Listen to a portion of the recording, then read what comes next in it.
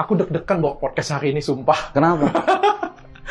Jadi kemarin ada videoku viral dan hari ini aku pengen bahas ya tentang apakah Yesus Kristus dan Nabi Isa itu adalah pribadi yang sama.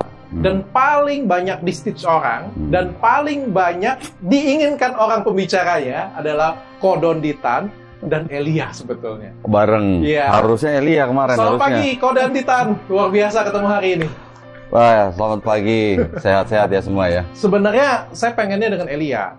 Tapi Elia berkeberatan untuk hadir, berhalangan untuk hadir, keberatan juga untuk hadir. Sangat disayangkan sekali bagi saya. Kirain Elia cukur rambut nggak? Jadi gede. Jadi agak gedean ya. Jadi gede. Tapi kita akan ngobrolin ini. Dan ini suatu perjumpaan yang luar biasa. Nanti saya akan disclaimer. Ya, jadi saya disclaimer dulu sebelumnya ya. Jadi kita akan ngobrol hanya seputar ini saja. Karena ini paling banyak didiskusikan oleh orang. Apakah Nabi Isa dan Yesus Kristus itu adalah orang yang sama? Jujur ya, selama saya dari lahir Katolik sampai detik sekarang, dan saya ada keinginan, kemarin sudah saya pembicaraan ya. Saya pikir itu orang yang sama, pribadi yang sama. Saya pikir. Ya. Sampai Elia duduk di depan saya, baru saya, wah, ternyata berbeda ya. Saya pun baru tahu bahwa dari Nasrani itu menganggapnya berbeda. Dan setelah saya googling, ternyata benar ada pendapat teologi yang berbeda. Jadi terpecah menjadi dua, kayak gitu ya. Dan hari ini saya tertarik sekali untuk kita berdiskusi lebih lanjut sini. Tapi kita disclaimer dulu bahwa kita tidak membawa kebencian, tidak menambah keserakahan, tidak membawa ketamakan, kesombongan, dan rasa paling benar. Karena menurut saya kalau kita beragama, keserakahan, paling benar, merasa bawa kebencian, itu menurut saya Anda beragama dengan cara yang salah. Itu waktu kita beragama, kita pasti akan merasakan kedamaian dari dalam hati. Ketika kita belajar agama, terus kita belajar untuk membenci orang lain, apalagi ingin, mohon maaf, ingin membunuh atau ingin menghakimi orang lain, maka menurut saya agama yang kita pelajari, agamanya benar, cara belajarnya salah.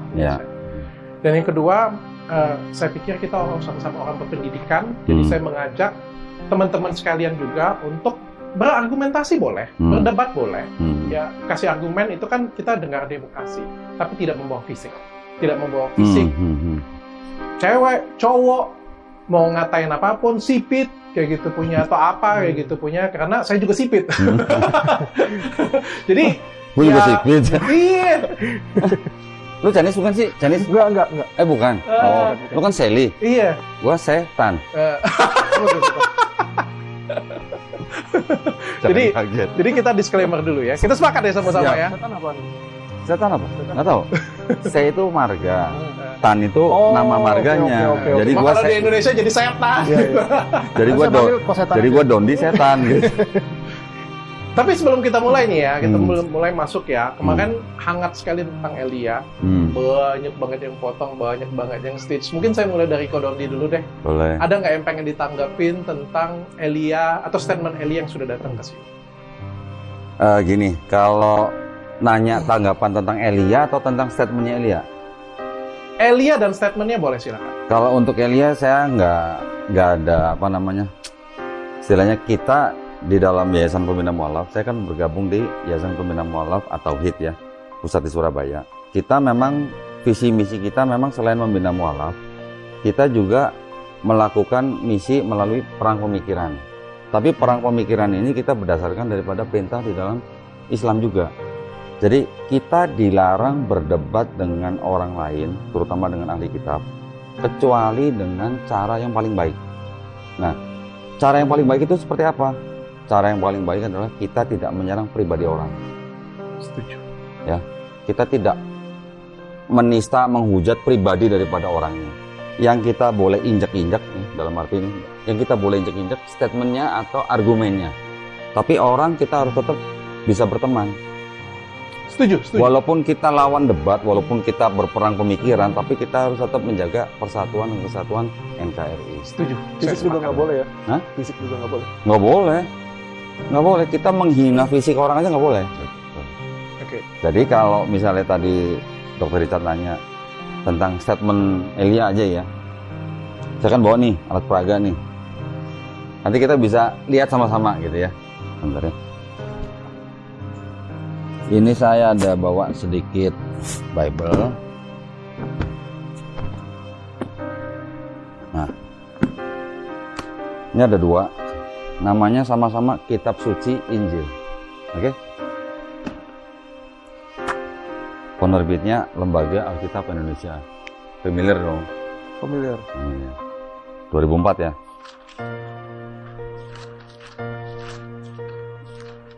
Nah, ini ada sebuah kalimat begini. Pengantar kitab Injil Matius, mungkin kalau ada yang bisa zoom ya, atau mungkin Dr. Richard bisa baca. Oke. Apa nih? Saya baca ini ya. Kata Injil atau kabar baik dipergunakan oleh Yesus Sang Mesias dalam kurung apa nih? Al-Masih, Isa Al-Masih. Berarti kalau Elia bilang Yesus Kristus dan Isa Al-Masih itu berbeda, terus yang dimaksud dengan Isa Al-Masih ini siapa gitu? Oke ya. Satu. Ini ada satu lagi. Kitab Suci Injil juga, yang nerbitin juga LAI. Ya, 2011. Matius nih ya. Ini langsung nih masuk ke gospel nih. Silsilah Isa Al-Masih. Isa Al-Masih. Jadi kalau yang dimaksud Elia kemarin Yesus Kristus dan Isa Al-Masih itu orang yang berbeda. Menurut saya Elia itu memandangnya hanya dari sisi kisahnya aja yang berbeda. Kemudian dari perspektifnya yang berbeda. Perspektif Kristen menganggap Yesus Kristus adalah Tuhan. Tetapi juga Kristen di Timur Tengah juga kenal yang namanya Isa Al-Masih. Juga dianggap Tuhan juga gitu. Islam di seluruh dunia kita juga kenal yang namanya Isa Al-Masih sebagai Nabi utusan Allah. Tetapi juga di dalam Quran terjemahan bahasa Inggris itu juga ada kata Jesus. Nah, Oh, ada. ada. Sayang saya nggak bawa. Ada. Jadi orang Islam juga tidak alergi dengan kata Jesus. Oke. Ya. Tahan sampai di sini, karena ini pertanyaan selanjutnya sebenarnya. Anda Oke. sudah menjawab pertanyaan Oke. selanjutnya. Oh gitu. Iya, nanti saya Kecepatan, akan kasih Mas. waktu lebih panjang lebar untuk menjelaskan ini. Berarti Karena saya kecepatan. lebih ke Eliai-nya dulu sebentar. Ini belum masuk ke inti, tapi Kodoni sudah masuk ke inti. Tapi sudah ditanya yang jawab, so. Ternyata mau menanggapi statement itu. Saya lempar ke Mas Edwin. Ini adalah orang teman dari Elia yang diminta Elia untuk mewakilin beliau. Oh gitu. Ini adalah apologet Edwin. Mungkin ada statement atau ada komentar tentang Elia yang tentang datang ke sini? Ya dok, saya sebagai temannya Elia, ya memang karena berhalangan saya menggantikannya, jadi saya pertama-tama mesti meluruskan dulu. Kami ini sebenarnya siapa? Kami ini sebetulnya hanyalah komunitas yang merupakan disebut apologet. Apologet ini istilah dari Alkitab. Di Alkitab itu ada ayat dalam 1 Petrus 3 ayat 15 di mana kita sebagai seorang Kristen harus bisa memberi pertanggungjawaban jawab terhadap orang yang menanyakan tentang iman kekristenan itu sendiri. Karena orang itu juga butuh akan pengharapan dan kita harus menjelaskannya dengan lemah lembut dan penuh hormat. Sehingga teman saya Elia waktu itu bisa hadir di sini dan menjelaskan. Memang waktu itu topiknya dari sudut pandang Kristen ya. Kristen bukan Nasrani sebenarnya dok. Itu judulnya dok sebetulnya mesti agak dikoreksi. Oke. Ya. Karena Mohon maaf. beda ya. Nggak apa-apa, santai, tenang aja. Jadi kalau baca di dalam Kisah Para Rasul 24 ayat 5 itu ada sekte sendiri yang namanya Nasrani. Ya.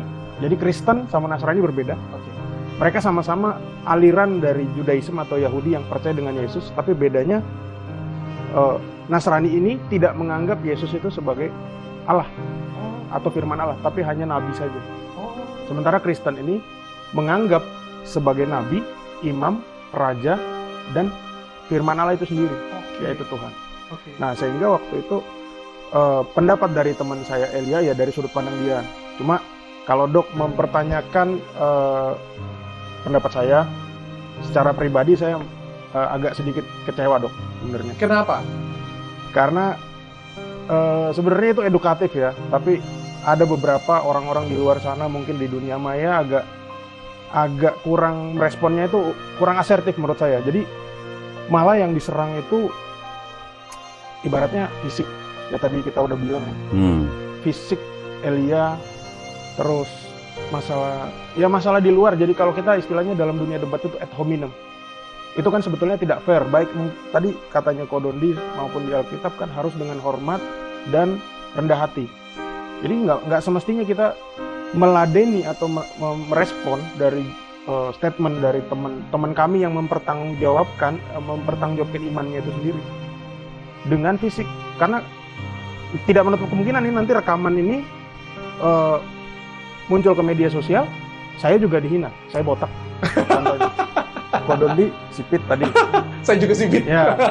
Elia nanti dihina, ya nggak semestinya seperti itu. Kita tetap harus asertif dan objektif sih. Saya paham dan saya sepakat. Artinya dua-duanya sepakat ya bahwa kita berdiskusi adatnya adalah argumentasi, keilmuan, tapi bukan Mas kayak gitu punya. Itu menurut saya sangat tidak baik ya. Dan menurut saya dari awal artinya kamu tidak mampu berdebat dengan baik ya artinya ya. Dan supaya kita sama-sama indah, jadi hari ini kita tidak berdebat, hari ini kita berdiskusi. Dan ilmu saya tentang agama ini cetek, kecil banget. Baik. Bukannya PhD? Iya, PhD saya kagak agama. Kan filosofi kan? Jadi dua-duanya mohon berikan saya pencerahan. Ke saya saja, tidak perlu berkomunikasi satu sama lain, apalagi saling melempar satu tapi sama lain. nggak apa-apa loh, harusnya kita diskusi nggak apa-apa. Iya ya, yang penting sehat. Tenang aja, yang penting sehat ya. Yang Oke. penting sehat. Dan kita tidak akan melebar kemana-mana. Siapa tahu nanti Edwin nanya ke saya punya perspektif bagaimana bisa menjadi edukasi. Oke. Siapa tahu saya nanya Edwin juga bisa jadi edukasi. Oke. Siapa tahu saya nanya kalian berdua juga bisa jadi edukasi kan gitu. Mudah-mudahan saya bisa menjadi moderator. Mudah-mudahan. Jadi debat ini aduh. Oke, saya mulai ya. Enggak ada yang debat. Kita diskusi semua sama-sama. Kita diskusi sama-sama. Dan kita tidak akan melebar dari apakah Tuhan Yesus Kristus itu sama pribadinya dengan Nabi Isa. Oke. Yang pertama mungkin saya akan kasih kesempatan untuk Kodondi. Kodondi, apakah Yesus dan Nabi Isa ini adalah pribadi yang sama dan apa buktinya? Oke. Menurut saya gini. Kalau dibilang pribadi yang sama, kita bisa melihat beberapa ciri-ciri atau karakteristik daripada dua nama itu. Oke. Kita tahu di dalam bahasa Ibrani orang yang dimaksud itu namanya Yosua atau Yesua. Oke. Namanya transliterasi atau paralelisasi. Contoh lah misalnya. Katanya nih ya, orang Sunda nggak bisa ngomong F katanya. Kata orang Sunda apa? Enggak, itu fitnah katanya. Lidah orang, lidah bangsa kan beda-beda. Yes. Ya. Jadi kalau orang Yunani mengatakan atau mengucapkan dengan sebutan Yosua atau Yesua, di Aramaik itu bisa disebut dengan Iso. Oke. Bahasa Aramaik. Orang Aramaik. Ada Suryani Timur, ada Suryani Barat ya. Betul. Kalau yang Suryani Barat kalau nggak salah Yesu ya. Yesu. Nah, betul kan? Ada Aramaik, ya kan? Ada utara, ada timur. Terus Arab mengucapkan atau melafazkannya Iso itu dengan Isa. Oke. Orang Yunani di belakang namanya mereka kebanyakan pakai us gitu. Ya kan? Ngkus gitu sih. Paulus gitu. Ya kalau kayak di Jepang ya kayak gitu punya Dondi-chan kayak gitu ya, Richard-chan kayak gitu ya. Jadi kalau Iso menjadi Isus. Itu asalnya. Terus kemudian dari Isus bahasa Yunani sama bahasa Latin ini kan sebenarnya juga serupa gitu lah ya. Dari Isus, nanti tulisan Latinnya juga begitu, dibacanya Isus. Baru kira-kira tahun 1524, seorang ahli tata bahasa Itali itu menemukan huruf J. Ya. Baru dari Isus, dari huruf Latin menjadi Jesus. Diketemukan huruf J-nya baru di abad ke-16, 1524. Kira-kira 100 tahun lebih. Bible pertama itu yang baru mencantumkan nama Jesus itu baru di tahun kira-kira 1750-an. Itu baru ada kata-kata Jesus tuh, 18 abad setelah tahun Masehi. Nah, baru ke Indonesia kira-kira abad 19, abad 18, 19, baru ada kata Yesus. Nanti kalau di Cina apa? Yesu. Di Korea orang ngomong lain lagi. Jadi setiap negara mengucapkan kata itu memang berbeda. Itu dari sisi nama ya. Memang kalau yang namanya nama itu nggak boleh ditranslate, nggak boleh terjemahin. Kalau nama Richard, kalau di Amerika ya sama juga Richard kan. Tapi kan belum tentu orang Jawa ngomong Richardnya dengan orang Amerika ngomongnya sama gitu. Pelafalannya bisa berbeda. Iya. Nah, selain itu kita juga melihat dari ciri-cirinya. Yang disebut dengan Yesus atau Isa punya ibu yang namanya siapa? Kalau di Katolik namanya Maria dan Yusuf. Maria. Koreksi saya Ibunya. kalau saya salah. Ibunya Maria Maria. dan Yusuf ya. Bahasa Arabnya Maryam. Oke. Ada nggak Bible yang pakai kata Maryam? Nggak Ada. tahu saya. Ada. Mau lihat? Ya nggak usah. Oh, nggak usah. Saya percaya di sini. Jadi Maryam tuh sama. Oke. Sekarang saya tanya, kalau Peter sama Petrus sama nggak? Bisa Sama, bantu. sama. Dia bisa bantu nih. Oke. Sama Butrus sama nggak? Hah? Sama Butrus? Butrus beda. Kok bisa beda? Butrus. Butrus. Petrus Simon maksudnya. Mungkin itu bukan bahasa Yunani, Oh, tapi saya nggak tahu ya. Terus kalau yang namanya Andreas, kalau di bahasa Bible-nya Andrew. Andreas kan, sorry. Jadi kebalik. Kalau bahasa Yunaninya Andreas, di bahasa Bible-nya tuh Andrew. Bahasa Inggris ya, ini antara bahasa Inggris dengan Iya. bahasa Yunani Bahasa atau Arab, Latin. Andreus. Oke, kalau James di sini ya jadi apa? Yakobus. Yakobus. Oh. Sama apa beda? Berarti Yang sama dimaksud ya. sama. Yang Oke. dimaksud sama. Oke. Nah, terus ada lagi misalnya John di Inggris. Di sini apa? Yohanes. Oke. Gitu. Jadi itu hanya paralelisasi nama gitu. Oke. Tapi yang dimaksud orangnya sama nggak? Sama. Oke. Begitu juga dengan Yesus dan Isa. Ibunya sama, Maria atau Maryam. Terus kemudian di Bible juga di Quran juga diceritakan Yesus atau Isa itu diutus hanya untuk Bani Israel. Betul? Iya. Betul. Ciri-cirinya sama kan? Lahir tanpa ayah kandung. Betul? Kalau Yusuf kan bukan ayah kandung. Di Bible juga begitu ceritanya. Jadi ciri-cirinya sama. Terus kemudian Yesus dan Isa itu ciri-cirinya satu lagi. Dia datang bukan untuk meniadakan hukum Taurat. Oke. Ya. Sama kan? Sama, menggenapi. Jadi udah banyak tuh ciri-ciri yang sama tuh. Oke. Jadi hanya karena di dalam perspektif Kristen yang menganggap atau menyembah Yesus sebagai Tuhan, terus di perspektifnya Islam menganggap bahwa Isa itu hanya nabi utusan Allah. Oke. Perspektif yang berbeda. Perspektif yang berbeda tapi pribadinya sama. Ya. Oke. Saya akan lempar ke Mas Edwin. Mas Edwin, apakah Yesus Kristus dan Nabi Isa ini adalah pribadi yang sama dan apa buktinya? Oke, makasih dok. Kalau dari sudut pandang pribadi saya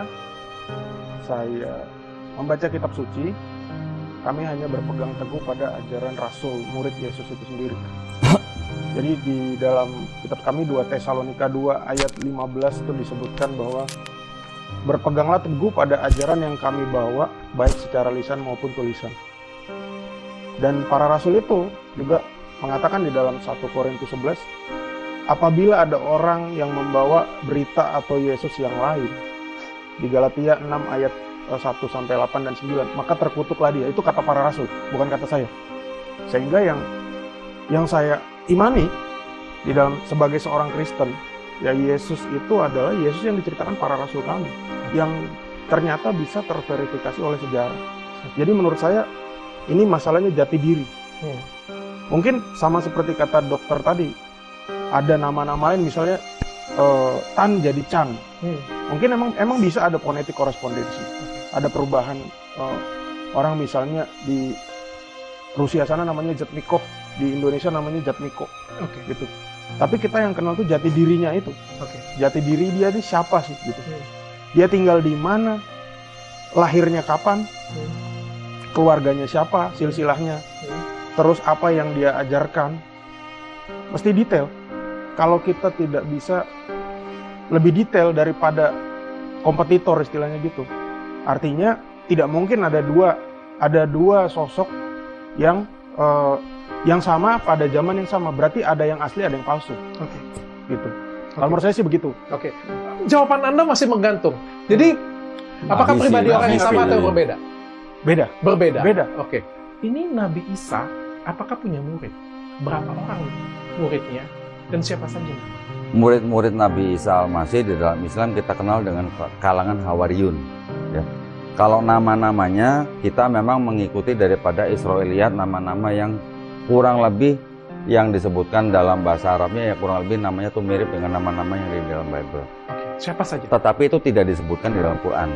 Ya, itu mungkin adanya di dalam bisa Sirah Nabawiyah. Oh, enggak. Dalam Al-Quran tidak Tidak ditulis. disebutkan.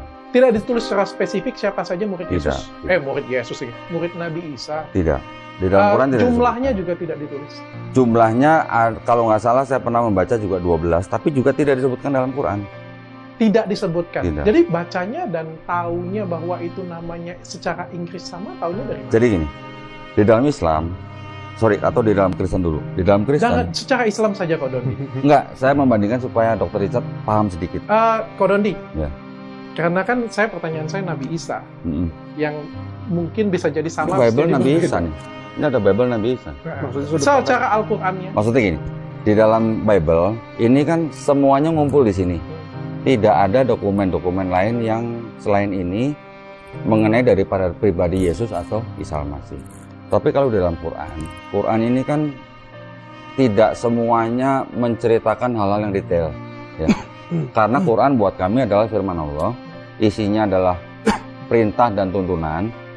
Kalau mengenai kisah daripada nabi-nabi itu ada lebih detail lagi di Sirah Nabawiyah. Oh, ada ya. Ada. Oke. Nanti kalau untuk sabda Nabi ada di hadis.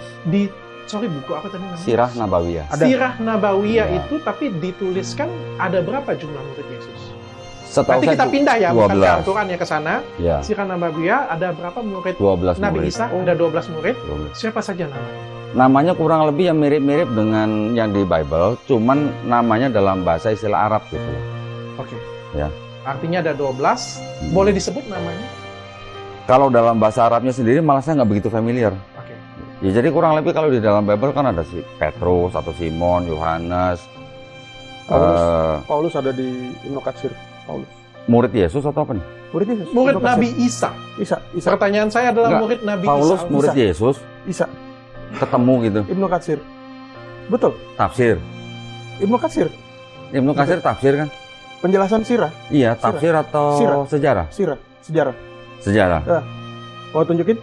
Oke. Boleh. Nah, Oke. Fokus sampai ke sana Oke. saja. Jadi nama-namanya kurang lebih sama, Ya. tetapi mungkin tidak mirip sama seperti apa penyebutannya tidak persis sama. Oke. Oke. Gitu. Namun Kodondi ada ditulis namanya, tapi Kodondi tidak begitu hafal dan mengingat. Dalam bahasa Arabnya. Dalam bahasa Arabnya, oke. Saya akan pindah ke Mas Edwin. Mas Edwin, ada berapa sih murid Yesus Kristus di dalam Alkitab? di dalam Alkitab seperti saya bilang tadi, Dok, ada 12. Dari 12 itu satu yang wafat meninggal, Yudas digantikan sama Matias. Kemudian ada rasul yang saya sebut tadi, titik temu antara kedua kepercayaan ini, Paulus atau Bulus, dan ditambah 70 tadi. Jadi total ada 83. Kalau circle utama ada 12. Circle utama ada 12. Ada Siapa 12. saja 12 itu? Ada Matius, Petrus, Andreas, Bartolomeus, Yakobus, Tadeus, siapa lagi tadi yang belum? Banyak sekali. Ada siapa lagi ya? Barnabas. Barnabas nggak ada. Pelan-pelan, Barnabas masuk tarik napas. 70. Karena saya cuma ingat yang terakhir, Yudas Iskariot. Andreas, Yudas Iskariot ganti Matias, Oke. Thomas, Oke. terus Thomas orang Filipus ya. Iya, Oke. terus ada siapa lagi? Tadi saya sudah nyebutin, Saya itu sering lupa loh. Tapi saya ngingatnya pakai lagu. Filipus sudah tadi. Nama baptisnya Bang Andre. Oke. Oke. Apakah nama tersebut ada di dalam? Saya lanjut dikit, Dok. Oke, silakan. Karena kami adalah, saya ulangin lagi ya, Dok. Kami, saya dari gereja timur. Di gereja Ortodoks Ethiopia, itu sebutan para rasul, itu ada kesamaan lagi. Rasul itu disebut sebagai Hawariun atau Hawaria. Itulah bahasa Ethiopia. Jadi ada kesamaan tadi Kodondi bilang, sebutannya Hawariun. Nah, apakah itu bahasa yang sama atau gimana gitu? Mungkin nanti saya tanya ke Kodondi habis acara aja. Oke. Kodondi, apakah tadi nama murid-murid tadi itu ada ditulis di dalam buku apa tadi ya? Di luar? Sirah Nabawiyah. Iya. Setahu saya nama persisnya saya kurang apal persis ya. Tetapi nama-nama itu biasanya tertulis dengan istilah-istilah bahasa Arab yang kurang lebih pengucapannya mirip-mirip dengan bahasa yang tadi. Pelafalannya kurang lebih sama. Ya. Menurut Alkitab. Kodondi, kita lebih spesifik lagi ya. Hmm. Nabi Isa itu menurut Al-Quran lahirnya di mana sih? Lahirnya kalau di Quran dijelaskan bahwa di bawah pohon korma. Oke. Itu jawabannya. Cukup sampai di situ. Cukup. Lokasinya tidak disebutkan, hanya ada keterangan ciri-ciri dia dilahirkan di tanah yang rendah di sebelah timur Yerusalem. Oke. Nah, kalau yang disebut dengan kota pohon korma atau yang banyak pohon kormanya di sebelah timurnya Yerusalem itu adalah Yeriko, kota Yeriko. Saya nggak klaim bahwa Nabi Isa Al-Masih lahir di Yeriko, enggak. Karena tidak disebut di Quran, Yeriko tidak disebut. Di bawah pohon kurma. Pokoknya di daerah tanah rendah yang banyak pohon korma. Oke. Di sebelah timur Yerusalem. Oke. Mas Edwin, Tuhan Yesus itu lahir di mana sih menurut Alkitab? Menurut Alkitab di Bethlehem, kota Daud, Raja Daud. Bahkan di Perjanjian Lama tidak pernah ada penjelasan tentang Raja Daud itu lahir di mana. Hanya ayahnya Isai. Tapi kitab suci kami bisa mereveal itu secara sempurna tentang kelahirannya di Bethlehem. Bahkan itu di-copy sama, itu mengambil atau menukil dari tulisan Nabi Mika 5 ayat 1 dan 2 di Bethlehem. Dan lokasi persisnya itu ada di Mika 4 ayat 8 juga. Yaitu kandang domba yang disebut Migdal Eder. Oke. Gitu. Ya. Nah tadi saya sedikit luruskan. Ibunya Yesus itu bernama Maria. Maria. Kita mengetahui namanya Maria. Baik di Katolik, Ortodok maupun semua Kristen Maria. Namun di saudara-saudara Muslim namanya Maryam. Tapi kalau sedikit saya juga berpikir, saya sedang mencari jawaban. Karena kalau tadi yang dibilang sama Ko Dondi bahwa namanya Maryam, sementara bagaimana ada dua orang Arab yang satu bernama Maria dan Maryam. Mungkin kita bisa tahu tokoh yang namanya Maria Al-Qibti dan Maryam ibunya Isa. Bagaimana mungkin di dalam satu wilayah itu ada dua jenis nama? Berarti mana yang benar? Oke. Kan gitu. Oke, berarti dari kesamaan nama pun juga bisa berbeda ya? Iya. Silakan. Biar sama-sama konsentrasi. Nanti aja masalah buku Ko Dondi. Iya. Kita tidak usah bedah bukunya. Saya percaya apa yang disampaikan sama-sama karena dua-duanya pasti adalah orang yang sudah khatam banget dengan ilmunya masing-masing. Ya saya percaya keduanya kayak gitu ya. Yang saya tangkap dari dulu ya, mohon maaf ya, saya jarang banget baca Alkitab sebenarnya ya, bahkan banget baca Alkitab sampai saya sekolah itu dari kecil saya Katolik ya. Yang saya tahu adalah Tuhan Yesus itu lahirnya di kandang domba di Palungan, setahu saya. Ya, setahu saya. Jadi kan ini ada perbedaan. Yang satu di pohon kurma, satunya lagi di kandang domba. Iya. Saya mungkin akan tanya dengan Ko Dondi dulu. Mungkinkah kandang domba di sebelahnya ada pohon kurma? Jadi perspektifnya bisa jadi sama. Sepertinya tidak. Tidak. Seperti tidak. Tidak. Tapi ngomong-ngomong, sorry, di Bible sendiri di keempat gospel tidak ada kata-kata kandang domba. Jadi bisa bilang kandang domba dari mana? Sebejujurnya, saya sudah mendengar statement itu dan sebelum kita melakukan diskusi ini, saya juga melakukan riset pribadi dan saya juga terkejut. Riset tuh. Karena gini ya, saya itu dari kecil menganggap Tuhan Yesus itu lahir di kandang domba, di Palungan. Tapi ternyata begitu saya cari, memang tidak ada spesifik kata itu. Perbaiki kata-kata saya kalau saya salah ya. Tapi ada yang dinamakan dengan tafsir Alkitab, ada yang disebutkan namanya tafsir Al-Quran. Ya. Kita nggak boleh dong mengatakan bahwa tafsir tersebut salah karena itu adalah pendapat pribadi dari agama Muslim. Ini juga kita tidak boleh mengatakan tafsir dari Alkitab juga salah karena itu adalah tafsir dari sisi Kristenan kayak gitu punya. Jadi kan kita nggak boleh, wah itu nggak boleh. Menurut saya itu debat yang konyol sih. Ya namanya kepercayaan masing-masing kayak gitu punya, nggak perlu kita debatkan.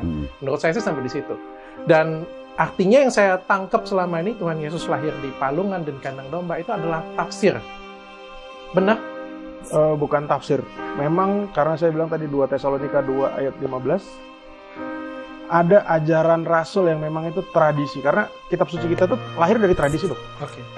Bayangin, Kristen ada semenjak Yesus naik ke surga dan mencurahkan Roh Kudus. Itulah gereja mula-mula berdiri. Apakah sudah ada perjanjian baru?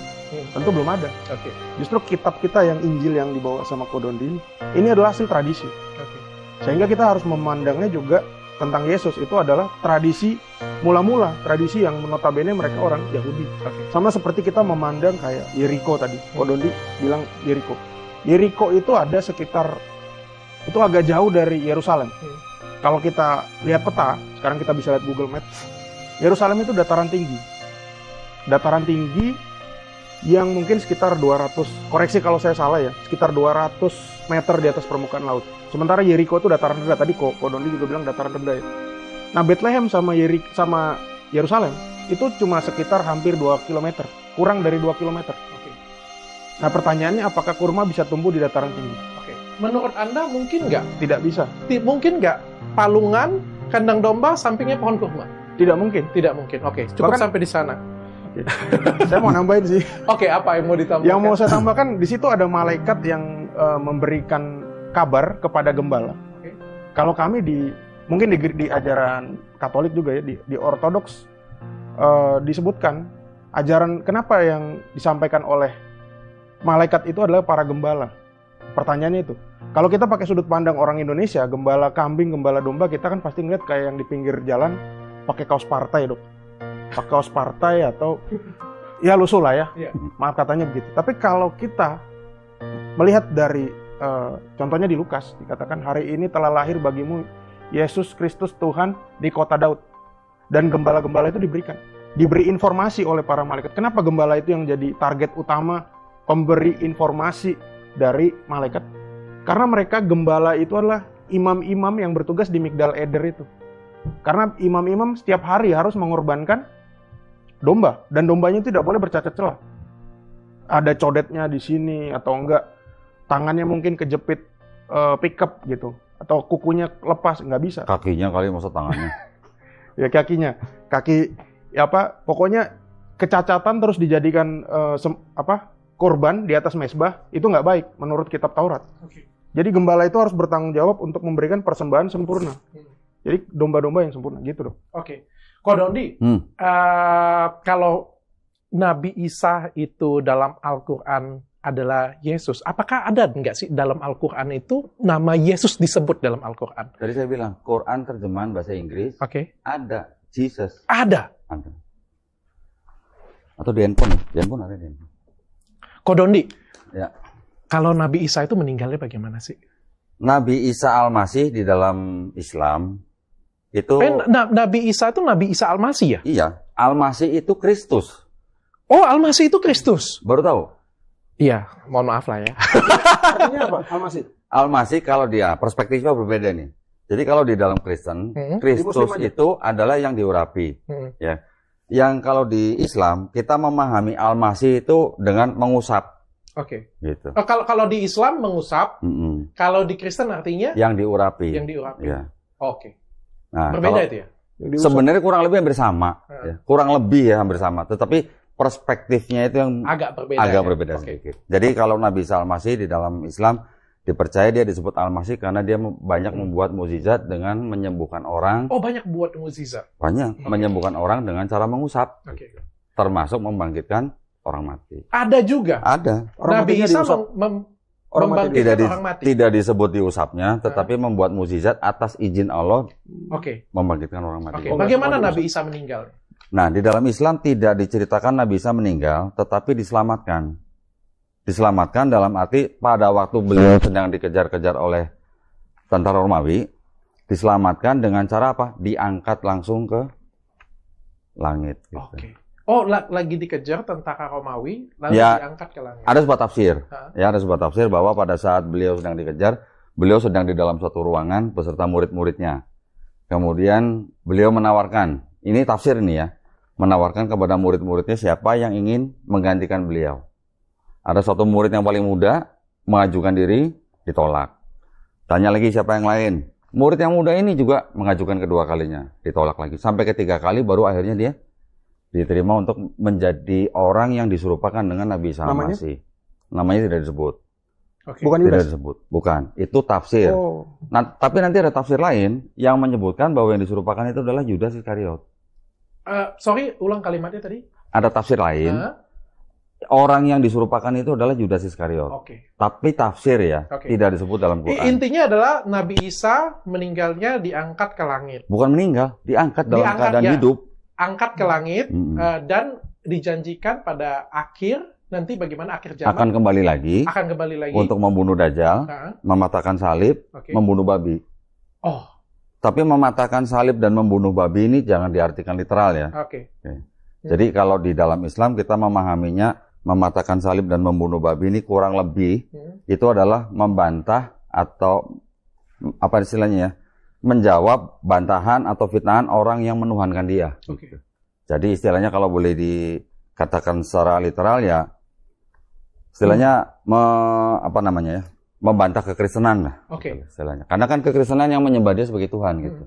Oke. Gitu. sedikit. Mas Edwin, ini agak sensitif, jadi tidak usah diperdebatkan, cukup sampai ke saya saja. Penasaran spill tafsirnya yang Yudas tadi tuh. Itu tafsirnya apa tuh? Ibnu Katsir. Ibnu Katsir. Ya. Oh, aku bawa bukunya kebetulan. Oke, Silakan, nanti cek. kita diskusikan lagi ya, supaya tidak panas. Silakan cek. Mas Edwin, kalau Yesus Kristus itu meninggalnya bagaimana sih? Kalau meninggalnya jelas ya, detail sekali kalau di Alkitab ditulis oleh para rasul. Dia meninggal pukul 3. Pada saat itu dia berseru, yang kadang sering dipelintir oleh beberapa oknum. Dia berseru, Eli, Eli, lama sabachthani.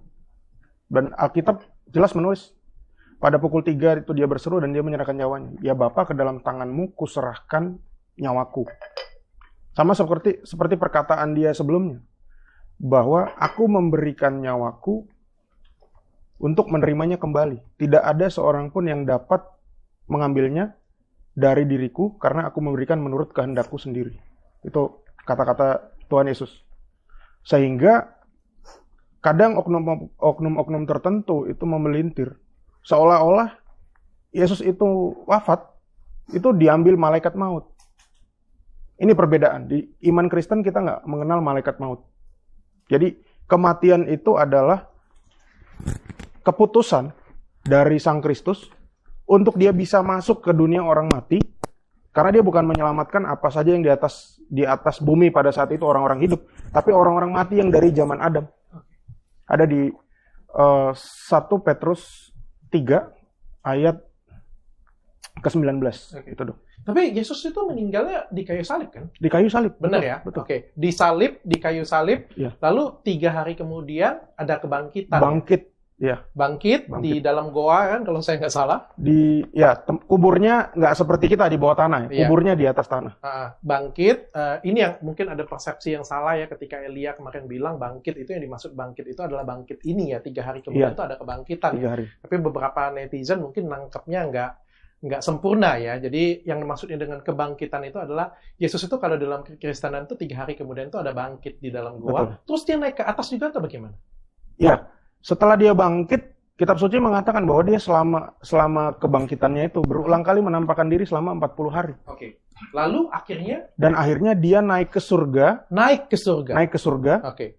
Berarti ada kesamaan di sini naiknya ya? Ada perbedaan. Kalau saya nggak bilang sama. Oke. Untuk naiknya tadi kita nggak tahu elaborasinya gimana. Konteks naiknya di Muslim. Oke. Dan naiknya kemana? Kalau kita ke surga. Iya. Yang menyimpulkan biar netizen saja. Tapi saya melihatkan di sini ada cukup kesamaan, sama-sama naik kan. Perbedaannya satu nggak disalib, tidak ada penceritaan bahwa dihakimin, dikejar Romawi naik. Yang satunya ada salib, kebangkitan, lalu naik ke surga. Betul ya? Jadi kematian dan kebangkitannya itu punya makna yang mendalam. Dan kita bisa mendapat setting pada zaman itu tuh. Bahkan naiknya di mana? Yaitu Bukit Zaitun. Kitab Suci yang mengatakan. Lokasinya persisnya. Dan apa yang dikatakan Yesus pada saat dia sebelum naik. Oke. Dan setelah 10 hari dia naik ke surga, dia menepati janjinya dengan menurunkan rohnya, yaitu Roh Kudus. Ya, makanya kita semua yang dalam kekristenan ini pasti dibaptis. Agar bisa menyatu dengan Kristus melalui Roh Kudus. Peran serta Roh Kudus. Gitu. Doni ada yang mau ditambahin? Boleh nanya dikit? Boleh ya. Boleh. Kisah Para Rasul 5:30. Isa, ini bahasa pakai Isa ya. Isa itu yang kamu tangkap. Apa ini? Sama, ini kitab suci Injil juga. Injil ya? Oke, LAI ya. Isa yang kamu tangkap untuk dibunuh sudah dibangkitkan dari kematian oleh Allah Tuhan nenek moyang kita. Betul. Ini berarti Yesus bangkit sendiri atau dibangkitkan? Dibangkitkan. Karena dia menjadi hamba dan dia mengosongkan diri. Dalam keilahian yang satu dengan Sang Bapa, Yohanes 10 ayat 30, dia membangkitkan kemanusiaan. Makanya pentingnya kita ngerti tentang ajaran Injil itu, supaya kita paham. Kalau kita dari sudut pandang luar, nggak ngerti ajaran para rasul, baca Alkitab, ya Oh, tersesat. jadi Yesus sebagai Tuhan dibangkitkan oleh Allah gitu ya. Betul, dibangkitkan. Firman dan Sang Bapa, Sang Jadi Roh kalau itu hari dan kebangkitan Nah, Yesus dia gimana? dia membangkitkan kemanusiaannya karena kemanusiaannya ini adalah korban yang sempurna menurut Ibrani 10 ayat 5 yang dikutip dari Mazmur 40 ayat 7 Septuaginta ya. Dan keilahiannya menjadi imam. Imam Melkisedek, Ibrani Bukan, 7 ayat 1. pertanyaan saya cuma gini, berarti hari kebangkitan Yesus Kristus tuh harusnya hari dibangkitkan Yesus Kristus dong harusnya. Enggak kan firman-nya masuk dalam dalam kesatuan Allah itu. Ya kan dibangkitkan, bukan bangkit sendiri kan? Di firman itu dan Sang Bapa itu membangkitkan, tapi firman dan kemanusiaan itu dalam kami, manusia dan Allah, ini kan satu pribadi. Firman dan manusia, Yohanes 1 ayat 14. Itu yang dibangkitkan oleh Bapa. Firman dan yang satu dengan Bapa ini membangkitkan kemanusiaannya. Yang membangkitkan firman atau Bapa? Sang Tritunggal dong. Oh, Tritunggal. Kan firman tidak bisa mati. Betul nggak? Berarti yang mati apanya? Yang mati kemanusiaannya, makanya disebutkan dia yang mati dalam kemanusiaan. Kan sepenuhnya manusia, sepenuhnya Tuhan. Betul. Berarti pada saat dia jadi manusia, dia juga saat itu juga sama dengan Tuhan kan? Betul. Tuhan dibangkitkan gitu. Keilahiannya ini cuma klarifikasi doang. Kemanusiaannya, Dok. Oke. Kalau istilah saya gunakan karena saya ortodoks ya. Saya ortodoks Yunani, Yunani sejati, GOI. Ada istilah di gereja ortodoks Ethiopia, itu gereja namanya Tewahedo. Gereja Tewahedo Ethiopia. Arti Tewahedo itu adalah tentang duinatur, Yesus, manusia dan Allah itu. Jadi Tewahedo atau dalam bahasa Arabnya, ini bukan merujuk kepada doktrinnya. Tewahedo dan Tauhid. Tauhid itu artinya adalah unification atau penyatuan. Itulah yang kami mengerti di dalam Kolose 2 ayat 9. Di dalam jasmaninya seluruh kepenuhan kealahan. Jadi Yesus itu bukan hanya Allah saja, tapi dia juga secara sempurna menjadi manusia. Karena pengikut konsili Kalsedon. Enggak. Tahu nggak kira-kira Katolik sama Ortodoks bedanya apa? Nggak tahu. Kan pecah kan? Nggak tahu saya. Itu bukan gara-gara Kalsedon. Bukan, maksudnya bukan. Perpecahannya. Itu connect. Perpecahannya Katolik sama Ortodoks kira-kira tahu nggak? Nggak tahu. Roh Kudus berasal dari anak atau dari anak dan bapak? Nggak, kita bahasnya Isa dulu. Oh enggak ya. Oke, Oke, kita lanjutkan. Kita lanjutkan. Kalau Dondi, sesi berikut. Dondi, apa sih ajaran Nabi Isa yang ada di dalam Al-Quran? Intinya, ajaran Nabi Isa Al-Masih di dalam Quran itu adalah mengajak manusia atau Bani Israel ya. Ini khusus Bani Israel. Sama sebenarnya di dalam Kristen juga diutus khusus hanya Bani Israel.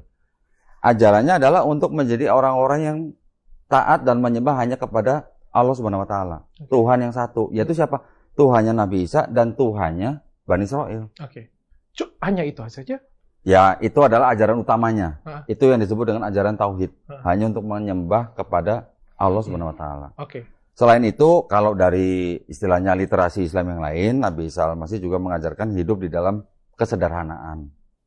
Kurang lebihnya seperti itu. Gitu. Ada ajaran yang spesifik yang mungkin bisa satu penggalan kalimat atau satu penggalan ayat kayak gitu. Ajaran yang spesifik Nabi Isa yang ada di Al-Quran gitu. Biar kita bisa bandingkan apakah ada juga dalam Alkitab. Ya kalau yang spesifik begini sebenarnya. Semua nabi-nabi buat Islam, dari Nabi Adam alaihissalam sampai Nabi Isa alaihissalam, semua membawa pesan yang sama. Pesannya adalah apa? Qul huwallahu ahad gitu. Allah Esa gitu. Nggak ada istilahnya yang lain-lain. Di dalam perjanjian lama pun juga sebenarnya kurang lebih pesannya sama. Ada kesamaan gitulah ya. Perjanjian lama dengan Quran secara konsep tauhidnya tidak jauh berbeda. Sama-sama menyerukan hanya untuk menyembah kepada satu Tuhan. Tuhan yang Maha Esa gitu. Jadi kalau ditanya apa yang spesifik, saya nggak melihat yang berbeda dengan nabi-nabi sebelumnya yang diutus gitu. Oke. Mas Edwin, kalau ini karena saya Katolik, betul saya sudah belajar juga. Jadi cukup banyak pasti ajaran Tuhan Yesus ya. Betul. Saya minta mungkin disebutkan beberapa saja, nggak usah semuanya. Jadi durasi kita bakal habis kalau bisa semuanya. Beberapa ajaran Tuhan Yesus yang ada dalam Alkitab. Ajaran Tuhan Yesus yang ada di Alkitab yang paling krusial adalah kasihilah musuhmu. Itu yang saya belum temukan di tempat lain. Kasihilah musuhmu. Itu betul-betul perkataan dia bahwa di dalam kitab Taurat juga disebutkan bahwa kita harus mengasihi sesama. Karena kalau kita tidak bisa mengasihi sesama, otomatis kita tidak bisa mengasihi Allah. Oke. Sia-sia. Dan Yesus mengajarkan bahwa kita itu bisa memperoleh keselamatan dengan hidup seperti Dia. Yaitu apa?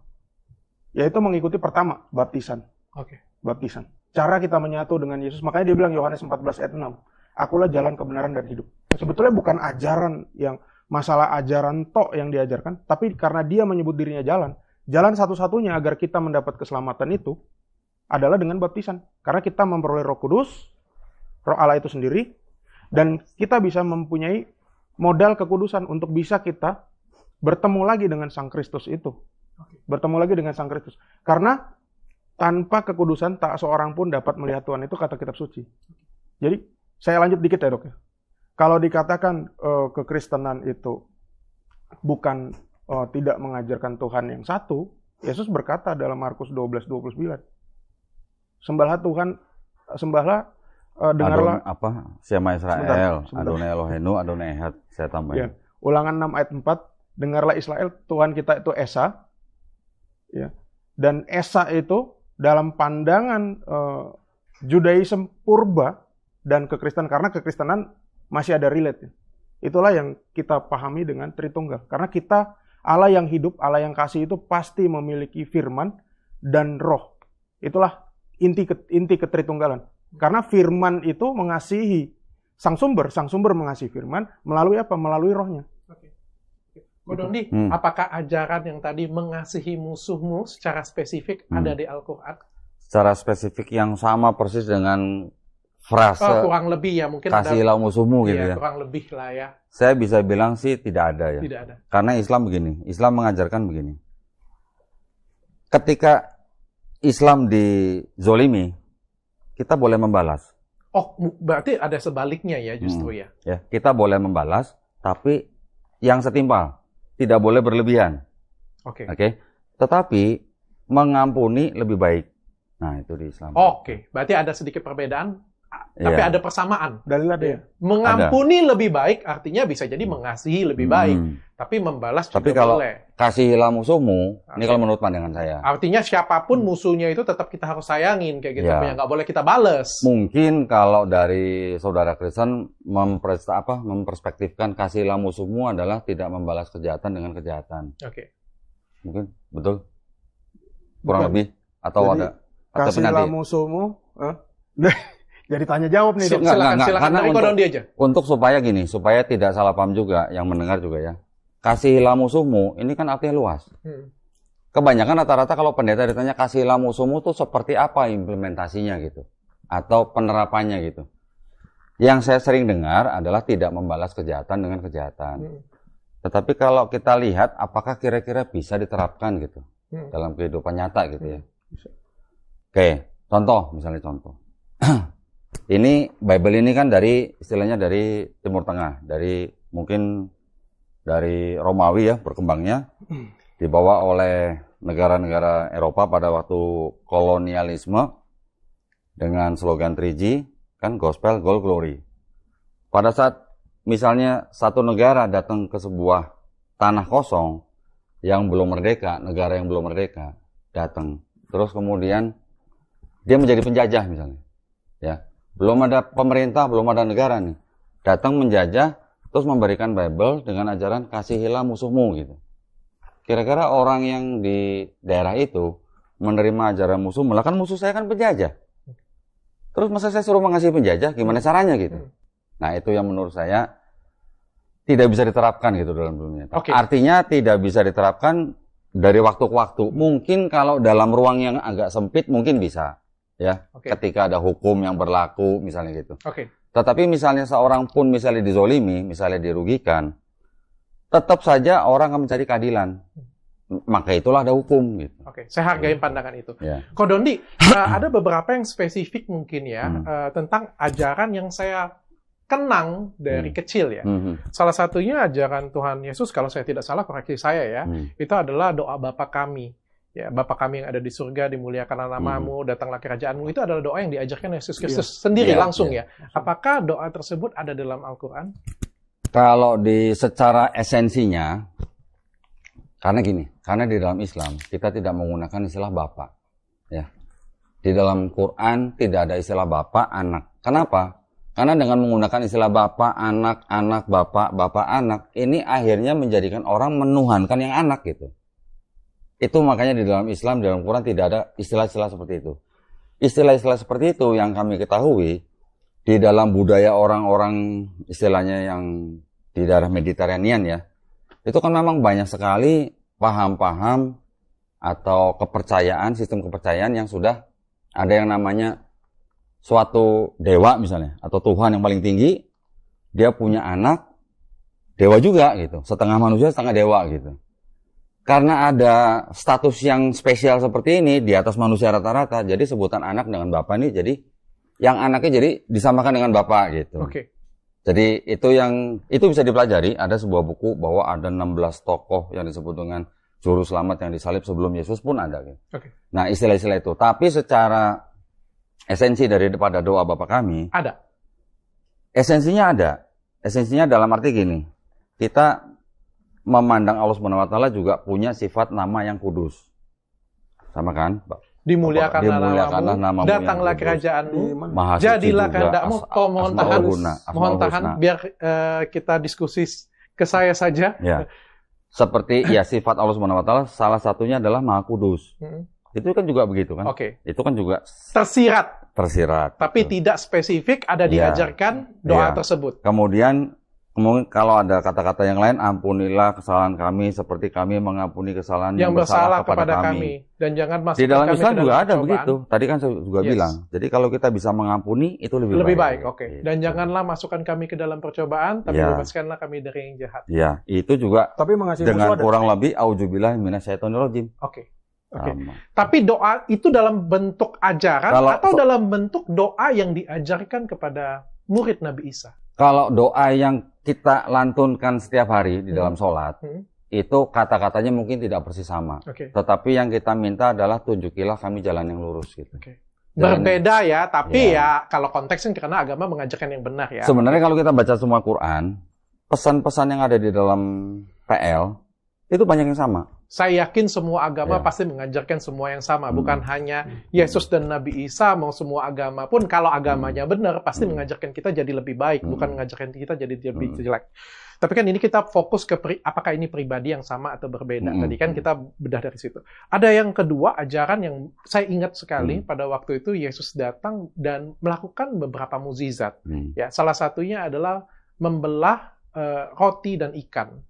5 roti dan 3 ikan ya? Ikan buat 5.000 5 roti dan 2 ikan. Ada yang 4.000, ada yang 5.000. 5 roti dan 2 ikan. Itu Bapak kami itu identik sekali. Karena kayak setiap ujian itu diulang pertanyaannya kayak gitu punya kan. Doa yang diajarkan Tuhan Yesus langsung. Makanya saya bertanya kan. Karena ini yang ajaran yang lain mungkin saya nggak hafal kan Alkitab kan. Jadi kayak ya kita kan mungkin yang otentik saja yang benar-benar jelas aja lah kayak gitu kan, diajarkan bertahun-tahun. Sama ada satu lagi 5 roti dan 2 ikan. Itu kan diulang-ulang terus sehingga saya jadi hafal. Apakah cerita tersebut ada di dalam Al-Quran? Seingat saya nggak ada. Tidak ada? Seingat saya nggak ada. Oke. Kodondi duluan. Kodondi, apa sih mukjizat? Jadi kan Kodondi bilangnya ada kesamaan di sini bahwa Nabi Isa membuat mukjizat, betul ya? Tuhan Yesus juga membuat banyak mukjizat. Banyak sekali. Betul ya? Berarti di sini ada kesamaan ya? Tidak ada tandingan.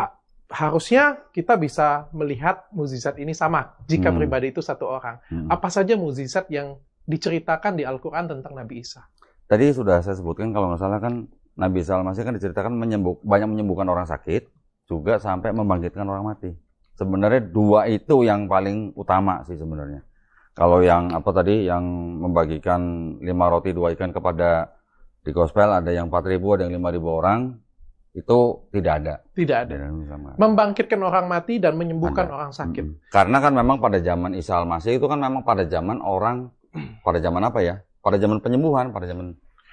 ada yang lebih spesifik nggak ya? Maksudnya siapa yang dibangkitkan kayak gitu biar kita bisa samakan pribadinya? Tidak disebut. Atau siapa yang sakit atau sakitnya apa yang disembuhkan gitu? Tidak disebut juga. Tidak disebut.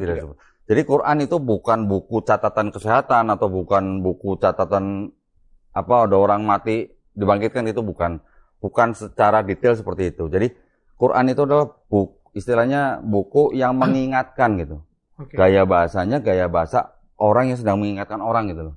Ingat loh, ini Nabi ini berbuat ini gitu loh. Tapi gini ya, Ko Dondi, ini pertanyaan awam ya, Tapi kan membangkitkan orang mati dan menyembuhkan orang sakit ini kan sesuatu hal yang luar biasa. Baik dari zaman dulu ataupun zaman sekarang ya. Membangkitkan orang mati. Saya pikir itu sudah pasti utusan Tuhan ya.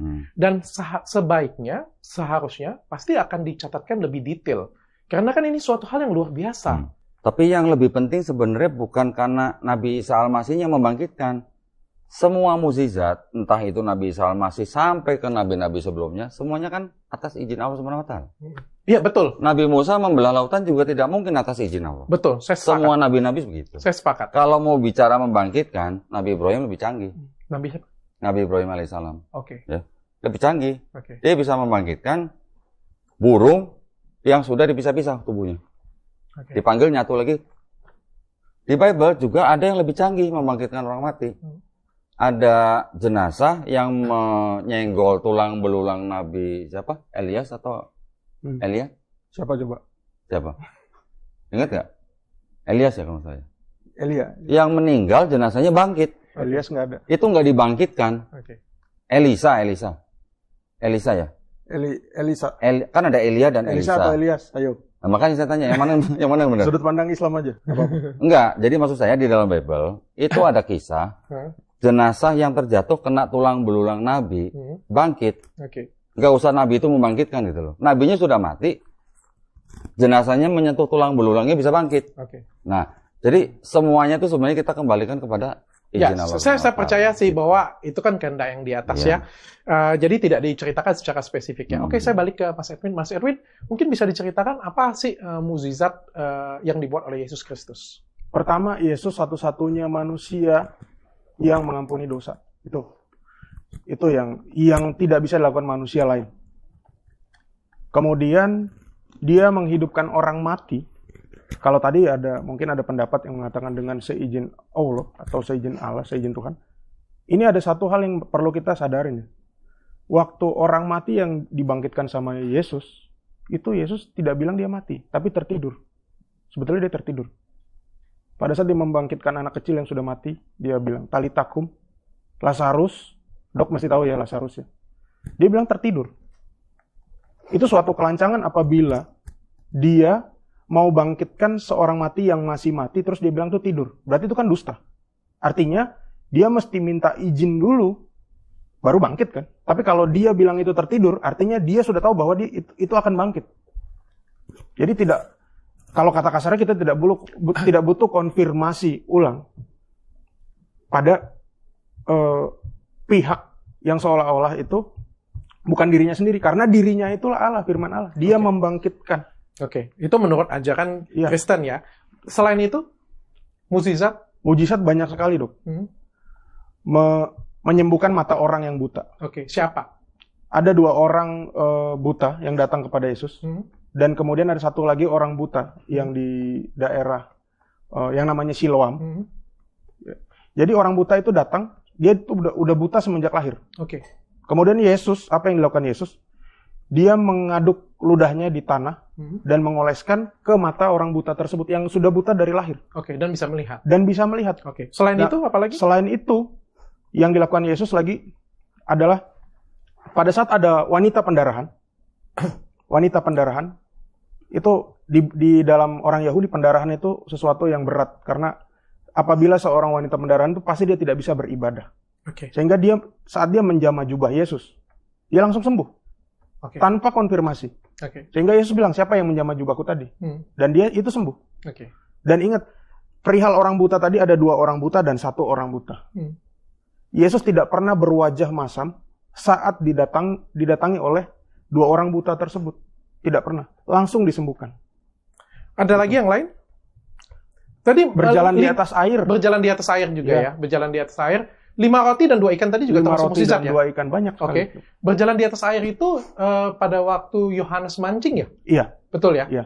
Pada waktu Yohanes mancing, dia nggak dapat ikan, lalu Tuhan Yesus jalan di atas air. Iya, berjalan di atas air. Dan setelah itu, Yohanesnya dapat ikan banyak. Betul. Ya, itu adalah mukjizat juga ya.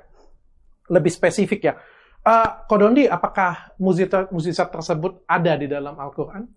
Secara yang tadi diceritakan oleh Mas Edwin tidak diceritakan dengan detail seperti itu ya. Karena kan kalau memang gospel itu kan memang seperti semacam buku biografi gitu. Ya. Walaupun di antara keempat gospel itu sendiri banyak terjadi kontradiksi yang dianggap mungkin saling melengkapi, detailnya memang banyak gitu. Nah, tadi kan saya bilang di Quran itu bukan buku sejarah kesehatan atau sejarah penyembuhan orang. Jadi bukan, di Quran itu adalah buku yang menceritakan atau untuk mengingatkan orang gitu. Oke. Mas Edwin, ini ada kemiripan. Ya, mungkin karena ada kemiripan, ada perbedaan juga yang harus kita hargai di sini ya. Pertanyaan saya, mungkinkah Yesus Kristus setelah kita berdiskusi panjang lebar ya, kurang lebih 1 jam ini ya, sudah 1 jam kan? Sudah ya?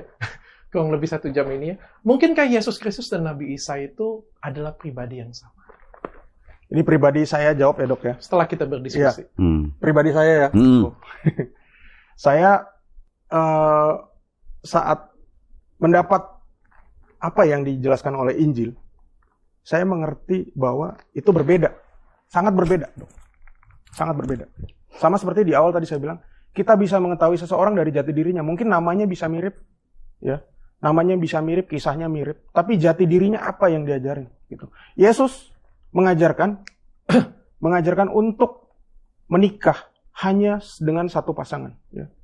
Sehingga keduanya menjadi satu daging, bukan menjadi 2 daging, 3 daging, 4 daging, tidak. Yesus pernah mengajarkan itu? Pernah. Di dalam Alkitab dia mengatakan. Oke. Seorang suami akan meninggalkan keluarganya dan dia akan bersama istrinya untuk menjadi satu daging. Jadi tidak ada pemahaman yang seperti mungkin di ajaran lain, dok. Itu pertama. Secara spesifik ya itu berarti ya? Secara spesifik. Oh, karena itu dalam Kristen itu menikah cuma 1 kali. 1 kali. Dan satu hal yang sudah disatukan oleh Tuhan tidak dapat dipisahkan oleh manusia. Iya, betul. Gara-gara itu ya ada kalimat itu. Betul, dok. Ya masih tahu gue Katolik dari. Mantap sekali, dok. Meskipun kagak tinggi-tinggi banget. Tadi kata nggak pernah baca Bible. Enggak, hal-hal yang sering diulang-ulang. Oh, oke, gitu. Kagak tinggi-tinggi tapi kagak rendah-rendah juga. Ujinya bisa aja. Ya, terus saya lanjut lagi ya, dok ya. Yang kedua, Yesus itu mengajarkan pada muridnya untuk tadi mengasihi musuhmu. Sehingga kita tahu, murid Yesus itu ada 12 dari circle besar, circle-nya Yesus sendiri. Dan ada 1 muridnya khusus yang dia temui secara spiritual, dan ada lagi 70. Jadi total ada 83. 83 murid. Oh, bukan 12? Bukan. Di dalam Lukas 10 itu ada 70 utusan lagi, 10 apostol lagi. Okay. Nah, dari 83 itu tidak ada satupun yang membunuh. Okay. Membunuh orang, menghilangkan nyawa orang lain nggak pernah. Okay. Terus tidak ada satupun dari muridnya yang 83 itu. Di dalam kitab Taurat kita tahu, jangan ingini istri milik sesamamu, tidak ada. Muridnya tidak ada yang mengingini istri sesamanya. Okay. Tidak ada dari 83, tidak ada yang merampok. Karena kami semua memegang tradisi, termasuk saya tahu rasul-rasul itu di mana saja persebarannya. Bahkan ada yang sampai ke India, dok. Thomas namanya, Rasul Thomas. Nah, ajaran-ajaran itu mungkin yang sangat spesifik, yang unik dari Yesus. Okay. Tapi kalau dibilang seandainya ada yang mengatakan sama, saya juga masih ada satu keraguan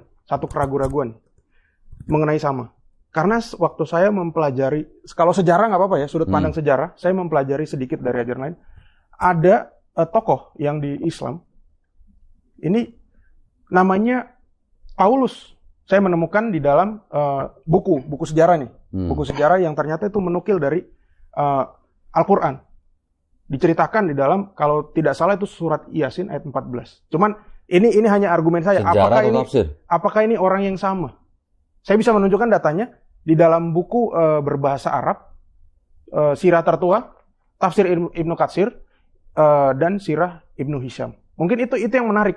Apakah ini yang sama? Kalau memang tokoh yang namanya Paulus ini sama, berarti kita ada titik temu di situ. Oke. Berarti itu, dok. Ada sedikit. Saya bisa tunjukin nanti, sedikit keraguan juga. Bagi yang ragu. Saya nego dikit. Mungkin nggak Nabi Isa dan Yesus Kristus itu orang yang sama, cuma perspektifnya saja yang berbeda. Mungkin, tapi jati dirinya berbeda. Oke. Jati dirinya berbeda. Bisa jadi seperti itu. Bisa jadi. Bisa jadi seperti itu. Sekarang saya nego di sebelah sini. Ini kenapa ketawa-ketawa terus Saya ya? kan Tapi host. tadi saya tambahkan ya dok ya. Iya. Jati boleh. diri yang berbeda bukan artinya ada dua tokoh yang sama. Seperti saya bilang di awal. Ada yang asli dan ada yang palsu. Salah satu di antara kita pasti ada yang salah. Iya, itu. Oke. Salah satu di antara kita pasti Iya. ada yang salah. Oke. Jangan Saya- dipotong nanti ya dok. Ya, saya lempar ke Kodondi. Kodondi, mungkin nggak ya dari sekian ini kan ada perbedaan. Bagaimanapun juga tadi kita nggak bisa menampik ada persamaan, ada perbedaan kayak gitu. Ya, Mungkinkah Nabi Isa dan Yesus Kristus itu memang orang yang berbeda, pribadi yang berbeda? Menurut saya, menurut apa yang kami pelajari, menurut apa yang kami tahu, Yesus Kristus dan Isa Al-Masih adalah sosok atau profil yang sama. Oke. Hanya diperspektifkan berbeda antara Kristen dan Islam. Oke. Udah, jelas. Kodondi. Simple. Kalau misalnya Yesus Kristus dan Nabi Isa itu adalah pribadi yang sama, kenapa setiap kali kita Natal selalu kita berdebat? Toh kan Nabi Isa dan Yesus Kristus itu adalah pribadi yang sama, artinya sama-sama kita harus hormati. Yang di dalam Injil ataupun dalam Al-Quran sekalipun adalah kita akui sebagai Nabi, kita muliakan, bahkan melakukan mukjizat. Ya, kenapa nggak kita hargai ketika Natal yang kita anggap itu adalah di Kristen adalah hari kelahiran Tuhan Yesus. Meskipun kita nggak setuju deh tanggalnya, kita nggak setuju apa, tapi kan paling nggak kita menghormatin kan. Karena ini adalah orang yang sama, orang yang mulia, orang yang sama-sama kita respect kayak gitu punya. Tapi kenapa setiap kali Natal justru malah ribut, bahkan merayakan, mengucapkan saja kita masih berdebat setiap kali Natal. Tiap Natal tuh ya. Iya. Pasti ada yang ngebahas tuh ya. Iya. Bentar lagi Natal nih. lagi. Bentar lagi Natal lagi. Iya. Sebenarnya kalau untuk istilahnya fatwa gitu ya, boleh mengucapkan selamat Natal atau tidak, itu memang masih ada perbedaan. Yang saya tahu, kalau di negara yang banyak Kristennya, masih ada negara yang membolehkan. Tapi kalau negara yang sedikit Kristennya, mengharamkan gitu. Jadi masih ada perbedaan lah. Tetapi kalau kita bicara toleransi, toleransi kan kita menghargai, menghormati, ya kan? Bukan berarti kalau misalnya kita tidak setuju dengan teologi teman-teman Kristen, terus kita harus mengucapkan nih, kalau misalnya kita mendengar ulama kita nggak boleh gitu. Tetapi kan yang Kristen sendiri juga saya rasa juga harus menghargai dan menghormati akidah kita juga gitu kan. Ada malah, semalam saya baru ngobrol sama Ustadz Dery. Ustadz Dery ngasih kayak semacam jalan tengah gitu. Kalau dia mengucapkannya gini, selamat merayakan hari Natal. Bukan selamat Natal. Kalau selamat Natal, dianggapnya itu adalah mengakui akidah orang lain. Ya, walaupun ada yang bilang bahwa dengan syarat akidah yang mengucapkan harus tetap kuat gitu lah ya. Tapi kalau selamat merayakan hari Natal, ya kita sedang mengucapkan selamat kepada saudara kita yang Kristen untuk merayakan hari rayanya. Mungkin kelihatannya mirip tapi ada bedanya gitu lah. Tapi kalau buat saya sendiri, yang namanya toleransi itu nggak bisa dari satu sisi aja. Nggak bisa dari yang namanya mayoritas minoritas. Tetap harus dari dua sisi, tetap harus toleransi gitu. Oke. Jadi kita juga harus toleransi kepada saudara kita yang Kristen dalam merayakan hari Natal dalam bentuk apa? Kita tidak boleh ganggu. Kita tidak boleh menghalang-halangi gitu ya. Tetapi juga ya mungkin kita pernah dengar juga, ada juga mungkin yang employer terhadap employee-nya mewajibkan mengenakan atribut-atribut tertentu yang berhubungan dengan Natal. Itu juga sebenarnya kan juga kalau boleh dibilang sudah melanggar toleransi juga sebenarnya. Karena orang yang berakidah lain dengan employer-nya kenapa harus dipaksa menggunakan atribut yang tidak sesuai. Ini juga harus mungkin dikoreksi lah gitu ya. Oke. Jadi kalau dibilang pribadi yang sama, tapi kan dari tadi kan kita bilang bahwa ada perspektif yang berbeda nih. Justru karena ada perspektif yang berbeda, makanya orang sampai menganggap tanggal lahirnya tanggal sekian. Terus ada yang menganggap bahwa dia adalah Tuhan. Karena perspektif yang berbeda inilah makanya timbul hari Natal. Yes. Gitu kan? Kalau perspektifnya sama kan nggak mungkin. Yes. Bisa berbeda-beda. Ya, gitu pertanyaan saya kan jika ini adalah orang yang sama, artinya kita anggap ini perspektifnya sama. Ya. Karena orang, kan saya bilang, karena pribadinya sama menurut saya tadi, tetapi karena perspektif yang berbeda ya kita harus saling menghormati perspektif masing-masing aja gitu. Oke. Dari masing-masing kedua pihak gitu loh. Ini perspektifnya begini, makanya ada Natal. Ini perspektifnya lain, makanya tidak mengakui Natal. Kan tinggal saling menghargai aja, saling menghormati aja. Kan tinggal tergantung nih yang Muslim nih, tinggal ngikut ulama yang mana, mengucapkan selamat atau enggak gitu. Ya, tapi agak perbedaannya itu terlalu jauh, yang satu ke kanan, yang satu ke kiri, Ko Dondi. Contohnya kayak gini ya, kita menganggap satu orang yang sama nih ya, sama-sama ibu kita, ayah kita, kayak gitu punya. Yang satunya Ko Dondi menganggap ini adalah orang tua asuhku. Kayak gitu ya. Jadi kan ada dua perspektif yang berbeda. Yang saya nganggapnya lahirnya segini, yang ini nganggapnya lahirnya segini. Tapi begitu saya mengucapkan atau merayakan ulang tahun yang menurut Anda salah tanggal ya, salah ini ya. Tapi kan paling nggak memberikan respect yang luar biasa karena dia adalah orang tuaku. Ketika dia mengundang, oke, kita ada pesta nih, kita akan datang. Oh iya, malam ulang tahun nanti tanggal segini nanti kita rayakan lagi ya. Nanti kalau Natalan, pesta makan-makan undang gue ya. Iya, gua kayak gitu. Iya. Contohnya seperti itu. Kalau untuk makan-makan pesta nggak ada masalah buat Islam. Tapi kalau mengundang untuk ngikut kebaktian di gereja, itu tidak. Beda ya, situ ya beda. Tapi kan yang saya anggap ngucapin tinggal tergantung kita mau ikut ulama yang mana. Nah, Kalau saya ikut yang tidak ikut mengucapkan. Bukan mengucapkan. Sama aja. Oke. Boleh dong. Ya, biar masyarakat menyimpulkan. Karena menurut saya kan bertanya... Butuh diberi ucapan selamat Natal nggak, Edwin? Enggak. Nanti aku mungkin kalau boleh merespon juga boleh sih. Oke. Ini kan pertanyaan saya itu jika ini adalah pribadi yang sama kayak gitu. Karena saya melihat di satu sisi ada yang menganggap ini pribadi yang sama tapi perlakuannya agak sedikit berbeda kayak gitu. Yang sehingga menimbulkan perpecahan dan lain sebagainya. Di satu sisi lagi menganggap berbeda, tapi juga pertanyaan saya juga, kalau perbedaan, kalau misalnya ini berbeda, berarti kan salah satu pasti ada yang salah. Tuh. Berbeda, tapi ada tokoh penemu yang sama. Namanya Paulus tadi. Oke. Itu. Natal itu tadi gini kok. Saya coba dari sudut pandang, karena tadi saya bilang, kekristenan itu kitab suci kami, bahkan itu lahir dari tradisi. Yang mengatakan itu kitab suci itu sendiri.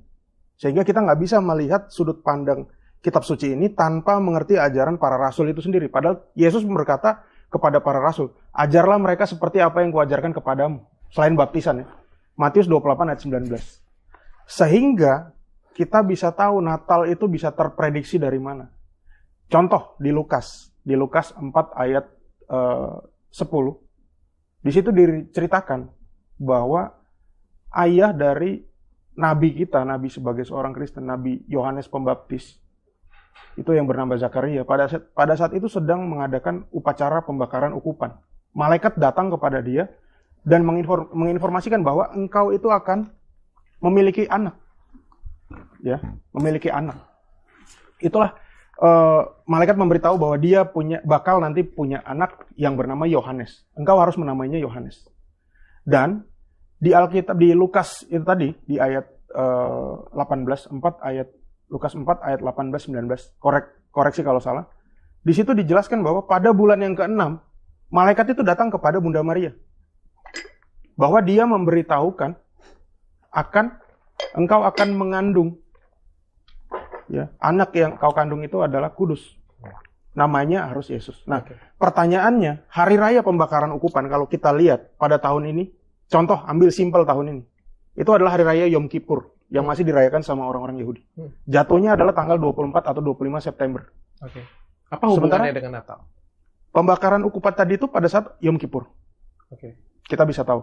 Nah, di Alkitab dikatakan pada bulan yang ke-6, malaikat datang kepada Maria. Berarti kita hitung 24 September ditambah 6 bulan, jatuhnya apa, Dok?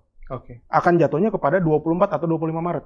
Sampai detik ini gereja Katolik maupun gereja Ortodok, semua gereja merayakan bahwa pemberitahuan Kristus itu jatuhnya pada tanggal 25 Maret.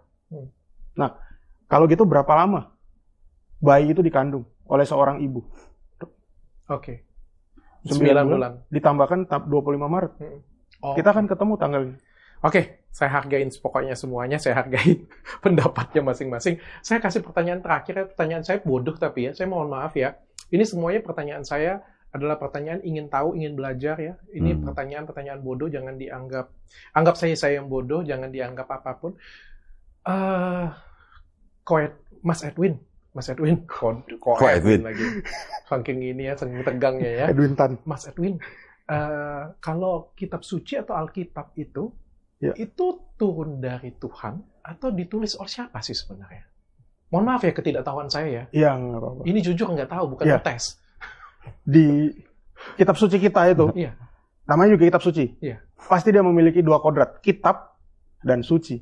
Ya, dia punya kodrat tulisan dan dia punya kodrat ilahi. Di dalam kitab suci kita di surat Timotius, segala tulisan diilhamkan oleh Roh Kudus. Oke. Jadi kita tahu bahwa tulisan itu memang ditulis oleh para nabi kita dulu. Musa itu tidak menerima gedebuk langsung dari langit, tapi Musa menuliskannya. Oke. Para rasul juga. Saya persingkat ceritanya, berarti yang menuliskan adalah manusia, firman-Nya dari Tuhan. Manusia yang mendapat ilham Roh Kudus. Oke, ilham Roh Kudus ditulis. Berarti Betul. kalau saya, ini pertanyaan, sekali lagi pertanyaan bodoh ya. Iya. Karena saya itu pelajaran agama kayak gitu tuh, suka ngantuk-ngantuk. Kayak Dulu gitu. dapat pelajaran agama berapa sih? Jelek. Agama sumpah. saya jelek loh, Dok, dulu. Dok. Jadi kalau kayak Matius, Lukas itu artinya adalah orang Lukasnya yang menuliskan. Iya, betul. Matius yang menuliskan. Matius. Artinya murid-murid Yesus yang menulis Alkitab. Saksi kan? mata, iya. Iya, benar ya. Betul. Oke. Para saksi mata yang menulis. Lukas saksi mata. Saksi mata. Lukas 10 itu dikatakan bahwa Yesus pengutus 70 utusan. 70 utusan itu Lukas masuk di dalam. Oke. Enggak, Saya Lukas. boleh nggak bertanya? Saya belum selesai. Ini kan ditulis oleh murid-murid Yesus. Yang menjadikannya satu siapa ya? Menjadikan satu tuh tercerai-berai. Ya kan, Makanya saya bilang, dijadikan satu menjadi makanya Alkitab betul. dan kitab suci. Betul. Siapa yang Pertanyaan menjadikan bagus, Dok. Kekristenan lahir itu tidak langsung kita pegang kitab. Tapi para rasul itu menulis surat Yes. dari ajaran lisan itu, dia kirim ke Tesalonika. Surat pertama itu adalah Tesalonika, yang kedua 2 Tesalonika, yang ketiga Galatia. Oke. Jadi dia kirim ke kota-kota itu. Kemudian ada dikirim lagi ke daerah lain, Galatia segala macam. Nah, baru rasul-rasul itu yang lain yang menulis. Oke. Sehingga kalau kita asumsikan zaman dulu surat yang di Galatia belum tentu nerima surat Korintus. Pasti berbeda.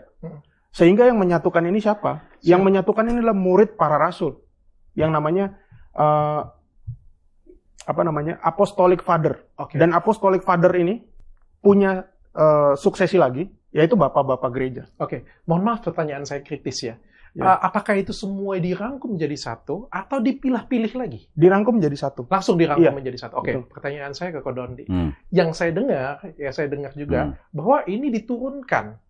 Kalau Al-Quran, ini diturunkan dari Allah ya, kalau saya nggak salah ya. Maksudnya turun buku dari langit gitu? Yang saya tangkap ya dari TikTok ya. Scrolling ya. Malu lah, ilmu saya kan Enggak begitu. rendah kan. Bukan begitu. Dari mana sih Al-Quran itu? Apakah ditulis oleh manusia atau bagaimana sih? Jadi gini, di dalam pandangan Islam, di Quran kan disebutkan Taurat, Zabur, Injil. Taurat, Zabur, Injil menurut Islam adalah wahyu-wahyu yang diturunkan Allah Subhanahu wa taala, wahyu ya. Yang diturunkan Allah Subhanahu wa taala kepada nabi-nabi dan rasulnya. Yaitu kalau Taurat kepada Nabi Musa alaihissalam, Zabur kepada Nabi Daud alaihissalam, Injil kepada Nabi Isa alaihissalam. Ditujukan kepada siapa? Kepada Bani Israel pada zaman itu. Ya, ini kan semua yang disebut dengan Taurat, Zabur, Injil kan memang diturunkan kepada bangsa Israel pada zaman itu. Nah, kalau Quran itu adalah wahyu yang diturunkan Allah Subhanahu wa taala yang kepada siapa? Nabi Muhammad SAW melalui malaikat Jibril alaihissalam. Yang menuliskan siapa? Manusia. Oke. Jadi dengan cara, jadi gini, kalau Quran diturunkan itu dengan tradisi lisan. Kalau Bible diturunkan dengan tradisi tulisan. Nabi setelah menerima wahyu melalui malaikat Jibril alaihissalam dengan beberapa cara, beliau mendiktekan kepada para sahabatnya. Sahabatnya yang menulis. Setelah ditulis, dicek, bacanya benar nggak gitu dengan apa yang diterima gitu.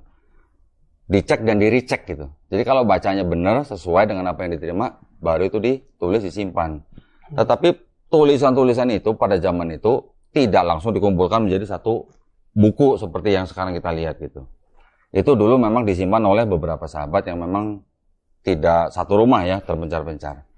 Baru pada waktu kira-kira hampir 2 tahun setelah Nabi Muhammad SAW wafat, pada masa sahabat Khalifah Abu Bakar, itu baru dikodifikasi pertama kali. Okay. Ya, kalau Bible itu namanya dikanonisasi, kalau Quran namanya dikodifikasi. Yang pertama kali pada zaman sahabat Abu Bakar, dikodifikasi karena banyak penghafal Quran yang tewas dalam perang. Ya, kalau nggak salah perang Yamamah kalau nggak salah. Nah, setelah itu sudah jadi satu master, baru disimpan oleh anaknya sahabat Umar bin Khattab. Setelah masa khalifah yang kedua, Umar bin Khattab selesai, baru pada masa khalifah yang ketiga, sahabat Utsman bin Affan, itu beliau juga akhirnya harus melakukan kodifikasi ulang. Bakar. Dikarenakan ada banyak Muslim di tempat perang yang di Azerbaijan itu melafazkan Quran dengan dialek yang berbeda-beda. Nah, itu semua dikumpulkan yang berbeda-beda, dibuatlah satu master lagi berdasarkan pakai master yang disimpan oleh anaknya Umar bin Khattab gitu. Kalau yang tadi yang awal pertama dibuatin satu master, yang kedua pada zaman Utsman dibuatin 5 master. Yang satu disimpan di Madinah, yang kedua dikirim ke Mekah, yang lainnya dikirim ke daerah-daerah yang Aslinya lain. dibakar bener? Aslinya memang dibakar. Itu bener nggak kira-kira? Maksudnya aslinya itu yang mana? Yang mushaf yang dikumpulin sama Utsman bin Affan tadi itu dibakar oleh Utsman? Aslinya atau yang berbeda dialek-dialek? Yang berbeda dialek-dialek dan aslinya? Aslinya nggak dibakar. Yang dibakar itu yang berbeda dialek-dialek. Gitu. Bible juga pernah dibakar. Pada zaman, misalnya contoh ya. Seperti ada perbedaan yang tidak diterima oleh Bapak Gereja, dibakar. Gitu. Artinya, wahyunya atau firmannya dari Tuhan, tapi dituliskan oleh manusia. Dibacakan, didiktekan gitu. Mungkin ada kalimat penutup, mungkin dari Mas Edwin dulu, silakan. Ada yang mau ditambahkan? Yang Natal nggak? Silakan, apa saja. Iya, tadi memang masih ada samar-samar, saya ulangin lagi ya, masih ada samar-samar pada satu tokoh yang sama tadi, bukan hanya Isa dan Yesus, tapi ada titik temu kita antara Islam dan Kristen, yaitu tokoh yang namanya Paulus ini. Saya menukil dari apa yang ditulis dalam Ibnu Katsir, Ibnu Ishaq, dan Ibnu Hisham. Jadi ini bukan mengada-ngada. Nah, tokoh yang sama ini kita meyakini Kristen mengatakan Yesus bangkit, tetap hidup, bangkit dari kematian, dia mengalahkan maut. Di Muslim mengatakan Isa itu belum mati. Artinya, yang mesti kita pikirkan, mestinya ucapan atau yang kita peringati ucapan selamat itu adalah orang yang belum mati. Yang belum mati dong. Kita mengingati hari ulang tahunnya, karena dia pernah hidup, dan dia masih hidup sampai sekarang. Justru aneh kalau kita mengucapkan selamat ulang tahun untuk orang yang sudah mati. Itu suatu penghinaan, menurut saya. Nah, itu yang mesti jadi pertimbangan. Karena saya juga pernah, kalau tidak salah nih ya, Pak Kodondi, kalau tidak salah juga ada di QS itu yang mengatakan seperti itu. Misalnya Nabi Isa itu mengatakan sendiri. Koreksi kalau saya salah ya. Apa QS? Quran surat 19 ayat 33. Kalau nggak salah. Itu ada tafsirnya. Tafsirnya itu adalah doa untuk Nabi Isa sendiri. Kata-katanya itu apa ya? Iya, jadi semoga kesejahteraan dilimpahkan kepadaku pada hari lahirku, pada hari wafatku, dan pada hari dibangkitkan.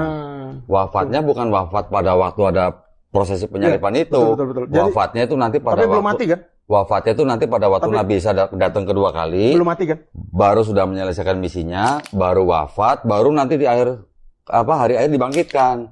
Nah, itu sama dengan Quran surat 19 ayat 15. Tapi belum mati. Untuk Nabi Yahya. Belum mati. Sekarang belum. Iya. Sekarang belum mati. Itu. Nah, itu adalah doa ya.